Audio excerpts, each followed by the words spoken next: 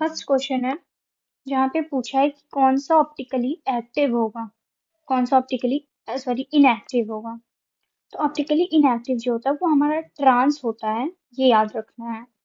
ये जो हमने फर्स्ट ऑप्शन लगा दिया था, इसमें ये CuEn का होल थ्राइस +3, इसमें Gi नहीं प्रेजेंट होता बल्कि OI तो प्रेजेंट ही होता है। सिस और ट्रांस दोनों ही ऑप्टिकली एक्टिव होते हैं यहाँ पे। ठीक है, इस क्वेश्चन में ये ध्यान रखना है। उसके बाद है ये क्वेश्चन, ये SN2 है, तो इसकी इसकी वजह से यहाँ पे वॉल्डन इन्वर्जन होगा। अब देखा जाए तो इन्वर्जन इसमें भी हो रहा था, इसमें भी हो रहा था, तो भले से इसकी कॉन्फ़िगर मतलब इसके पोजीशंस चेंज है लेकिन दोनों में ही हो रहा है, इसलिए जो आंसर होगा वो दोनों ही होगा।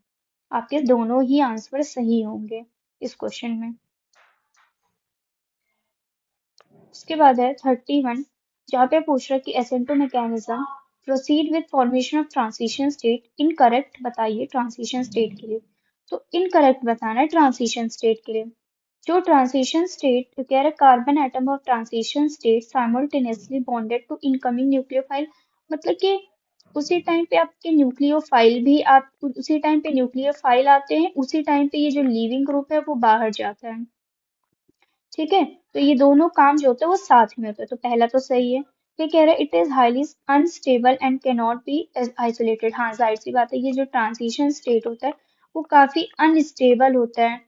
ठीक है, इसे हम आइसोलेट नहीं कर सकते, ये भी बात सही है। थर्ड कह रहा है जो कार्बन एटम है transition state simultaneously bonded with 5 carbon, मतलब एक साइमल्टेनियसली मतलब एक टाइम पे वो पांच से बॉन्ड बॉन्ड हुए हैं, तो ये बात बिल्कुल सही है कि 5 से वो बॉन्ड हुए हैं। लेकिन जो हाइब्रिडाइजेशन है वो इनका sp3 क्या है, आपके sp2 है, सॉरी sp2 है, sp3 नहीं है, sp2 है। सिर्फ वो तीन ही से बॉन्ड, मतलब जो हाइब्रिडाइजेशन लिया जाएगा वो आपका सिर्फ 3 ही बॉन्ड लिया जाएगा। वो 5 बॉन्डेड स्टेट में तो है लेकिन हमारा हाइब्रिडाइजेशन sp2 ही है। ठीक है, sp3d नहीं है, तो ये भी याद रखना है। उसके बाद है अ, आपका ये क्वेश्चन, जो कि इसको छोड़िए। अब ये क्वेश्चन देखिए SN1 रिएक्शन का। ये देखिए, यहाँ से हम पहले निकाले तो यहाँ पे पॉजिटिव आया, ये कैसा हो गया, एरोमेटिक हो गया। यहाँ पे 1 2 3 4 5 6 7 8, यहाँ पे 8 पाई इलेक्ट्रॉन आ गए, तो ये एरोमेटिक आ गए, एरोमेटिक हो गए, तो ये तो सबसे ज्यादा स्टेबल हो जाएंगे। तो ए तो सबसे ज्यादा स्टेबल हो जाएगा। उसके बाद बी में देखो, बी में क्या है, एक मिनट, यहाँ पे आपका रेजोनेंस होगा, है ना, बाहर पॉजिटिव चार्ज है, यहाँ पे रेजोनेंस होगा, तो उसके बाद तो बी हो जाएगा आपका। थर्ड वाले में आपका कोई रेजोनेंस नहीं होगा, ये याद रखना है। यहाँ पॉजिटिव चार्ज है, सिंगल बॉन्ड है, ये डबल बॉन्ड है, इधर आ गया, तो यहाँ पे रेजोनेंस नहीं होगा। यहाँ पे 2 अल्फा एच है, फोर्थ वाले में 4 अल्फा एच है, तो ज्यादा स्टेबल डी वाला होगा फिर सी वाला होगा। तो पहले ए होगा फिर बी होगा फिर डी होगा फिर सी होगा, तो क्या हो जाएगा, A B D C, A B D C हो जाएगा। ठीक है, उसके बाद है उसके बाद है आपका 42 क्वेश्चन, जहाँ पे ये क्वेश्चन दिया हुआ है, जहाँ पे इसका रिएक्शन इससे करवाया जा रहा है। तो यहाँ पे देखो हमेशा जो आई होता है ना वो मोस्ट स्टेबल जगह पे जाके जुड़ता है। जब हम यहाँ पे इसको तोड़ेंगे, इसको तोड़ा जाएगा, तो यहाँ पे ये ज्यादा स्टेबल होगा क्योंकि यहाँ पे वो रेजोनेंस करेगा। ठीक है, वो रेजोनेंस करेगा, इसी वजह से यहाँ पे ही हम आई को जोड़ देंगे। ठीक है, आई को कहाँ जोड़ देंगे, इधर ही आई को जोड़ देंगे, इस साइड ही, और यहाँ पे आपको क्या जुड़ जाएगा, ओ एच जुड़ जाएगा। ठीक है, तो आंसर क्या हो जाएगा, फोर्थ हो जाएगा।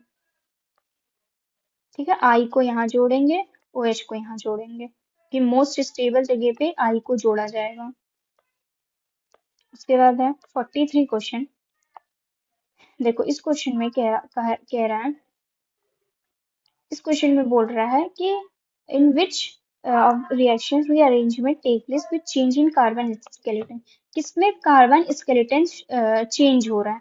तो कार्बन स्केलेटन मतलब CH3 का चेंज कहाँ पे हो रहा है, मतलब CH3 की शिफ्टिंग कहाँ पे हो रही है, ये बताना है हमें।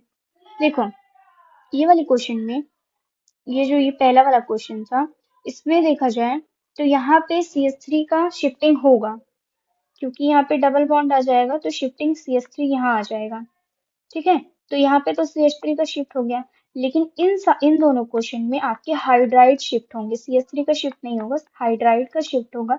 तो ये क्या नाम है, ये दोनों तो आंसर नहीं रहेंगे, ये फर्स्ट आंसर बस बन जाएगा, तो ये फर्स्ट आंसर बन जाएगा। तो लास्ट क्वेश्चन है 45। इसमें बोल रहा है कि बेस्ट सिंथेसिस बताओ, इस ये जो रिएक्शन दिया हुआ है इसका बेस्ट सिंथेसिस बताओ कि किससे हम लोग कर सकते हैं, बना सकते हैं इसको।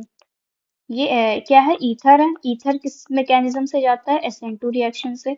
तो SN2 रिएक्शन के लिए हमें ऐसा मतलब ढूंढना पड़ेगा जहाँ पे Br के पास हिंड्रेंस कम हो, Br के पास हिंड्रेंस कम हो।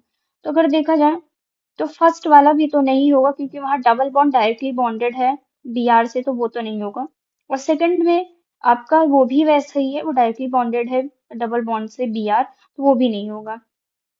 और देखा जाए तो जो थर्ड और फोर्थ है उसी में से कोई आंसर होगा, तो जो थर्ड वाला है उसमें वो आंसर होगा, क्योंकि हमारा डबल बॉन्ड इस तरफ है और Br इधर है, और क्वेश्चन में भी डबल बॉन्ड इधर है और ये Br इधर है, तो थर्ड वाला आंसर होगा। तो इस क्वेश्चन में ये इंपॉर्टेंट याद रखना है कि जो एलाइलिक हेलाइड होते हैं, एलाइलिक ये है आपके कौन से हेलाइड है, एलाइलिक हेलाइड। तो जो एलाइलिक हेलाइड होते हैं वो गुड यील्ड देता है for both SN1 and SN2। इसी वजह से जो आंसर हो जाएगा वो आपका C हो जाएगा आंसर। ठीक है।